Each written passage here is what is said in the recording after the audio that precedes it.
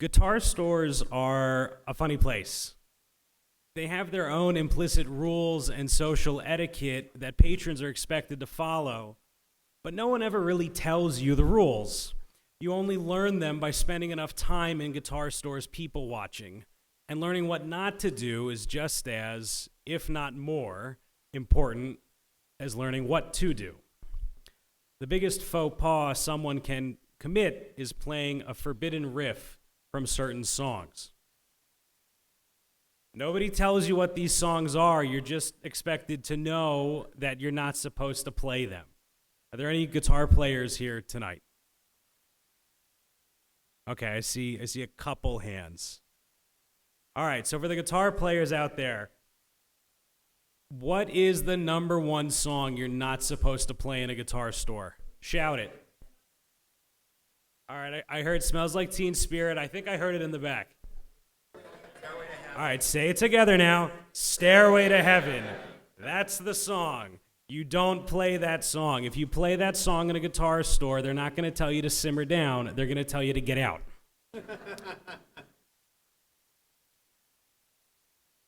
And this is so ubiquitous that in the 92 comedy film Wayne's World, there's a scene where Wayne is at a guitar store checking out this pretty sweet Fender Olympic White Strat, and he picks it up and he starts to play the opening notes to Stairway. And immediately, the clerk grabs the neck of the guitar and points to the sign that says, "No Stairway to Heaven." We got the rhythm off there. We'll do it again next year.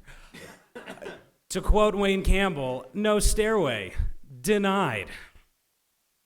The irony of this is that these songs, and there's a list, have become victims of their own success. They're great songs. They're classics, and for good reason. These are incredible songs. And yet, because they became so popular, they became cliches. How many of you have changed the radio station or pressed skip on Spotify when a classic song came on? We know they're great, but we've heard them so many times to the point that their meaning and impact have been lost. And that's the problem with all cliches. They become caricatures of themselves. Our brains turn off when we hear them because we've heard them before. We get it. And at one point, the cliche actually meant something. It had value. But because we've been overexposed to it, whether it's a song, a saying, a poem, whatever, our brains and our hearts immediately shut off when we hear them. Is it possible to reclaim the real meaning in things that have become cliche? When I was sitting down to write this sermon, I kept hitting mental roadblocks. Did I really have anything meaningful to say this year? I kept leafing through the Machzor, trying to find an inspiring starting point. I kept coming back to Ashamnu, the shorter confession, which lists our communal misdeeds, our sins, our failures to live up to who we can be for others, for ourselves, and for God. Reading it over and over and over, I decided to employ my motto when it comes to the interpretation of Jewish texts. When in doubt, count it out. There are 133 letters in Ashamnu. In Gematria, 133 reduces to 7, and 7 is a symbol of completion. So we could derive from this that Ashamnu represents the complete list of our collective failures. That's interesting, but it's certainly not enough for a full sermon. Then I had an interesting thought. Look up Psalm 133. See what's in there. I pulled up the psalm and there was my answer. The first line of Psalm 133 contains a phrase we all know. And if you know it, say it with me. Hinei matov umanaim, shevet achim gam yachad. Behold how good and how pleasant it is for friends to dwell together in unity. The answer was so beautiful I had to chuckle. Hinei matov is the tikkun, the methodology to repair and to fix all the sins enumerated in Ashamnu. I know what you're thinking. Really? You're going to tell me that Hinei Matov contains the tikkun, the path to make it right for every single sin in a shamnu? It's a kid's song. It's cute, but it's kitschy. It has no bearing on how the world works. You really expect me to sit together in unity with that person, with those people? I was skeptical at first, too. Hinei Matov is one of the great cliches of Jewish culture. We sing it, it's nice, it's pleasant. But how could it be a solution to anything other than keeping kids entertained in Butler Hall and to teach them some Hebrew?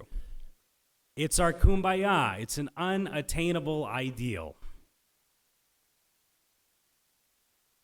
What if we suspended our cynicism and took the message, the commandment of Hinei Matov seriously? The beauty of Hinei Matov is that it's so deliciously and deceptively simple. It's actually one of the most difficult things that we can do. It's not just a kid's song. It's a radical approach to living. That's why Hinei Matov is the tikkun for the sins of a shamnu. Because it isn't easy. Because it takes work. And it challenges us to reassess how we live our lives and interact with others. But what does living by Hinei Matov even mean? What's the methodology for repair encoded in this phrase? Hinei Matov translates into 3 specific modes of action.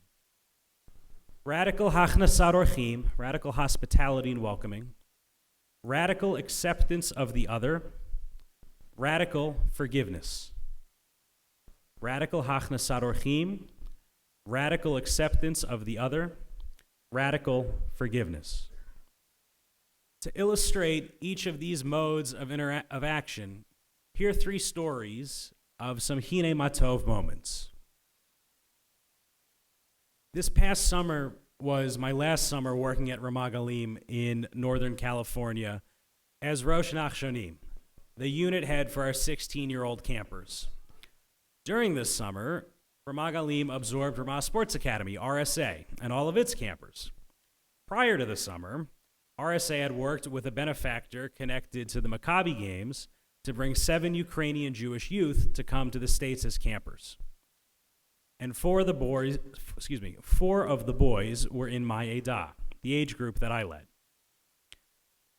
Of my 4 boys, only one still lived in Ukraine. The others had moved to other European countries to escape the war. One of them hadn't physically been with his family since the war broke out. And now they were here in Watsonville, California, of all places. And it was our job as staff and as a camp community, a Kehillah Kedosha, a sacred community, to make sure that they felt welcomed and cared for. I'll be honest, things got off to a rocky start. They thought that they were coming to a bona fide Jewish sports camp, not a Jewish summer camp that had a sports element. So reality didn't really match their expectations. There was a language barrier. Their first language was Russian, and each of my boys had differing levels of English. So I can assure you that there were plenty of miscommunications. There were cultural differences, and they needed to acclimate to both American and camp culture. And most of all, these 4 boys whose youth was stolen from them had experienced things that none of us, neither staff nor camper, could fully comprehend. Nevertheless, if we took to heart our director Jeff Mankowitz's credo that we are a warm, welcoming community, that meant doing everything possible to make them feel both welcomed and integrated into camp. What did this look like? It meant translating the daily schedule into Russian, bringing in our only Russian-speaking staff member to help facilitate important discussions with them, relying on our one Russian-speaking camper to help translate during programming, and making sure that they had time each day to call their parents. It was a delicate balance between treating them as any other teenage campers and making the necessary accommodations. Most of all, it took a lot of patience. We could only set the stage for them to participate, and ultimately, they had to choose to buy into camp and into our programs. I can tell you the exact moment that they bought in, the Hinei Matov moment. Last night of second session, we held a dance party for the Edah up in a wooded clearing. We had a massive speaker, rope lights woven through the trees, and snacks galore. Halfway through the party, our Ukrainian boys came up to me and asked if they could put on some popular Ukrainian dance music. Of course, I told them. And then it happened. The entire Edah was dancing, even singing along to the music. It was amazing to see the entire Edah celebrate and dance together, to see Americans singing words in a language they didn't understand, because, hey, the boys are part of our Edah. They're part of us. In that moment, it was clear that our Ukrainian friends felt valued and included, and that they were happy that we were all at camp together. What does radical Hachnasat Orchim look like for us here at HAMAKOM? It means doing everything possible to make others feel welcomed, even doing things that make us feel uncomfortable. We can't make others buy in, but we can create ideal conditions for them to feel seen and appreciated.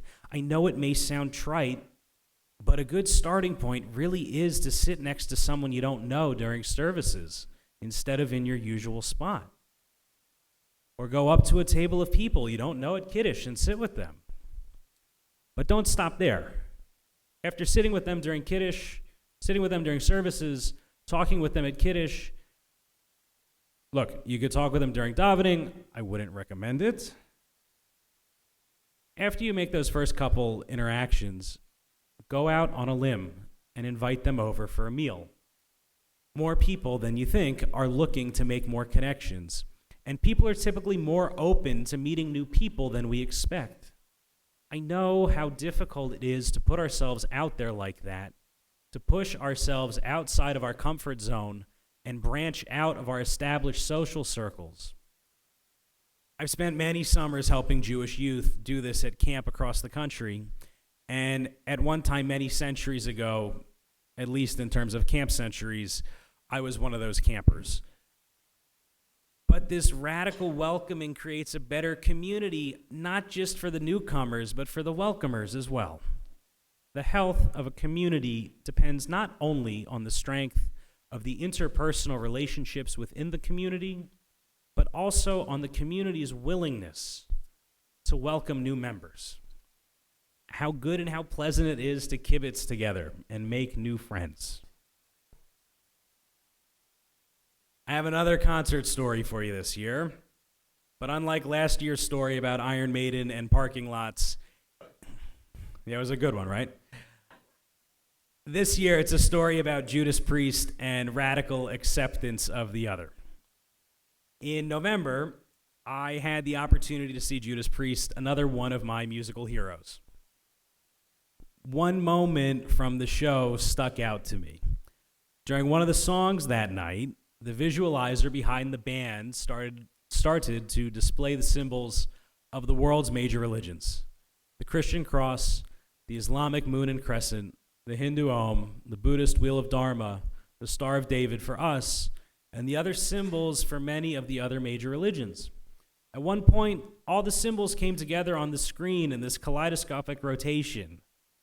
When the Star of David appeared on the screen, I got excited, the way so many of us do when we see a friendly acknowledgement of Jews and Judaism out in the secular world. Hey, that's me. That's us. They see me. They see us.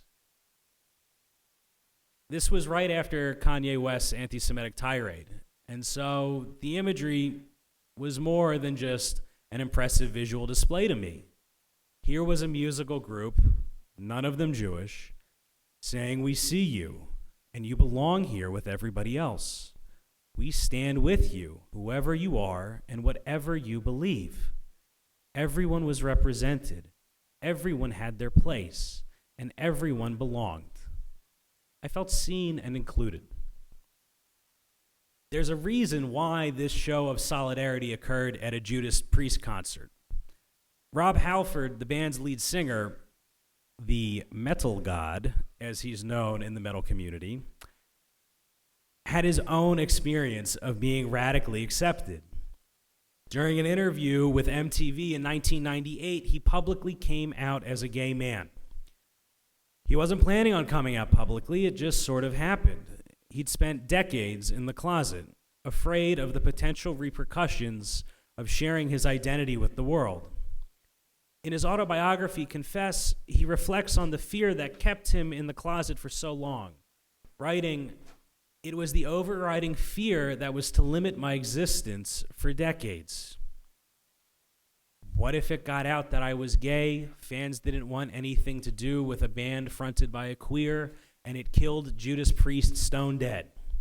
Priest was the most important thing in my life, and even if I were willing to sacrifice it for my sexuality, which I wasn't, I simply couldn't do it to Ken or Glenn or Ian.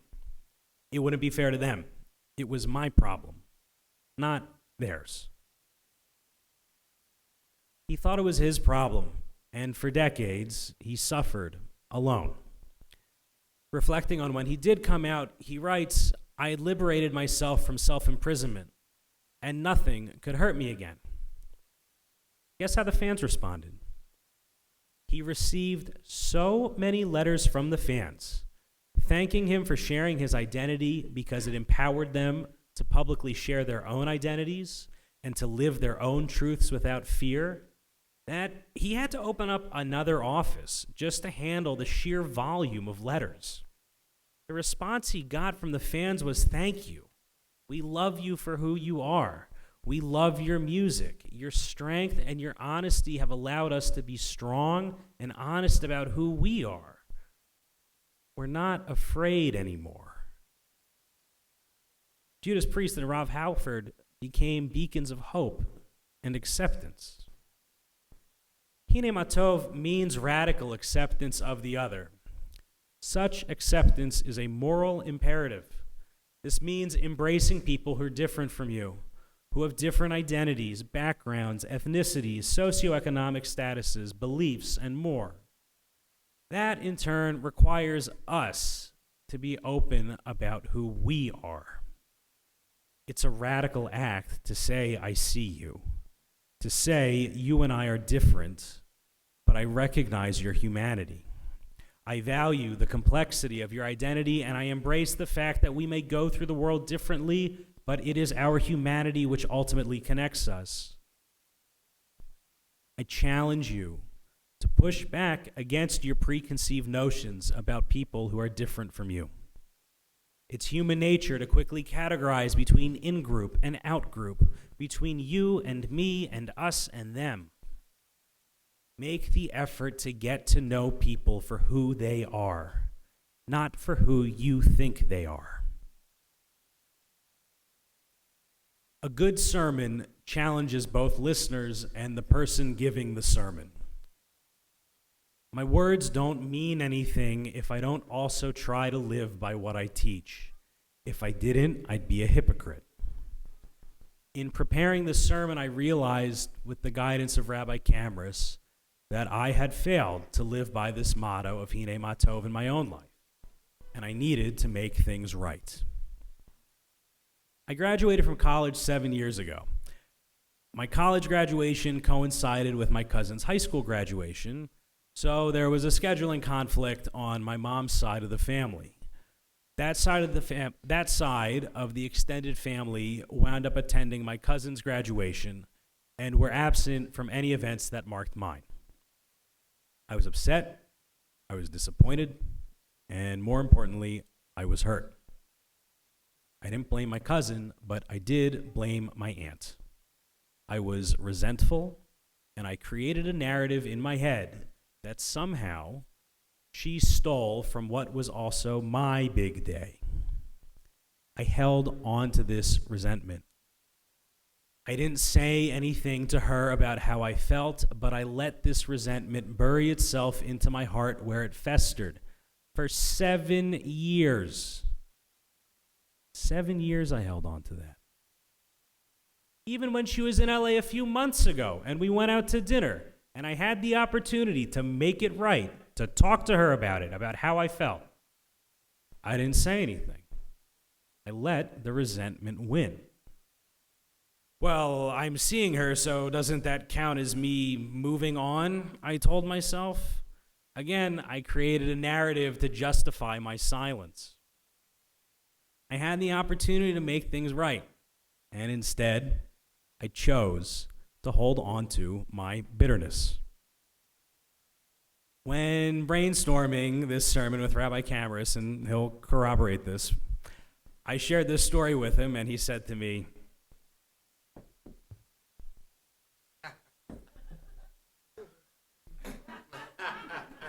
"Well, you do know what you have to do, right?"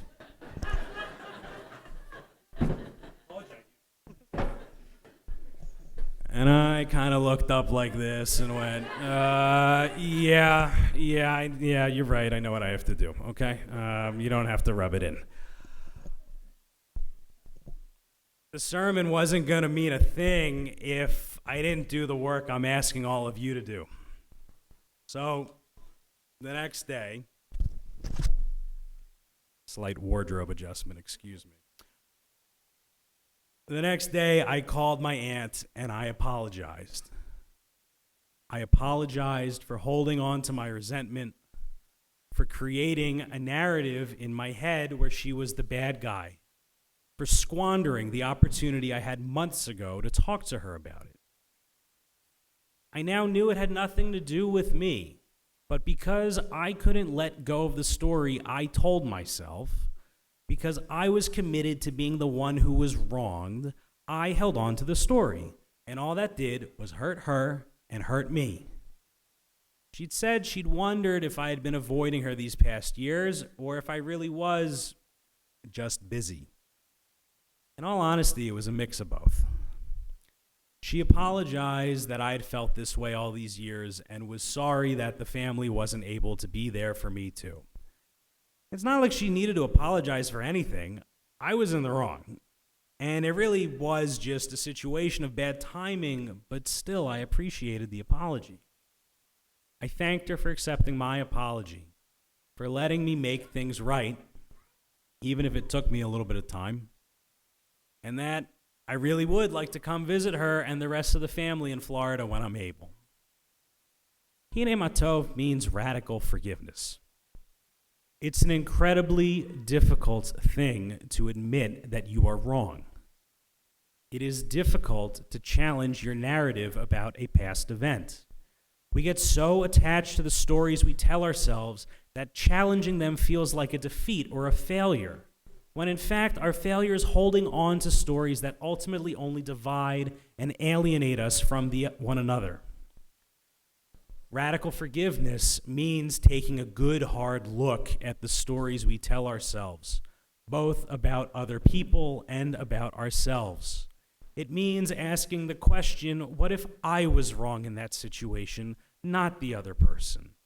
Is this really something that's worth holding on to?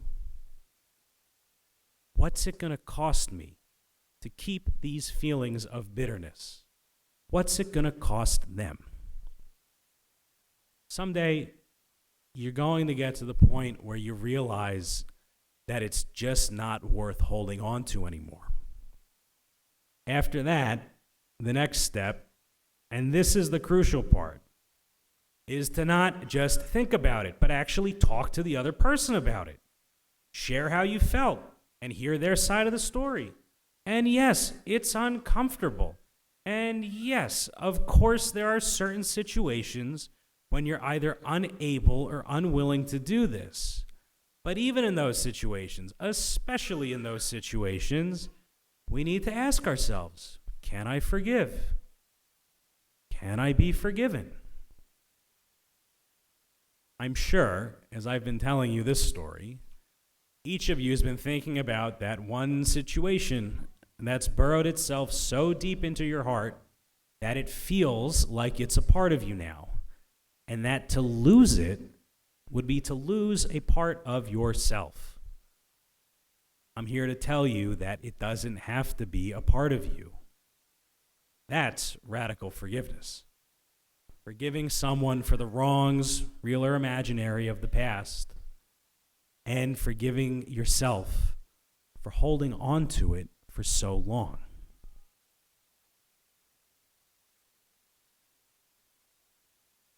I hope that these stories highlight for you the importance of having Hinei Matov moments in our lives. These moments really are the tikkun, the methodology for repair, for every single misdeed listed in a shamnu. We can create Hinei Matov moments in our lives through radical hachnasat orchim, welcoming the other, radical acceptance of the other, and radical forgiveness. Why do I keep saying radical? I promise I'm not trying to rip off Heschel. I keep saying radical because these ideas are radical. Hinei Matov isn't just a cliche children's song. It's not just another rendition of Stairway to Heaven in a guitar store. If we take it seriously, it forces us to push back against our preconceived notions, our conditioning, our prejudices, our default behaviors, our baseline. I'm not saying any of these things are easy to do. They're not. And I'm not saying any of these things are comfortable to do. Sometimes it's really uncomfortable. Just ask Rabbi Kamras how I responded when we had that conversation last week. But following these 3 guidelines to create more Hinei Matov moments in our lives, it's how we can repair our failures enumerated in a shamnu, how we will grow, and how we will turn Hinei Matov from a cliche into a spiritual and ethical imperative. My bracha, my blessing for all of us this Yom Kippur and for the year to come. May we create more Hinei Matov moments in our lives for ourselves and for others, finding forgiveness and holiness in the act of creating and cultivating community together. Gamar Chatima Tova.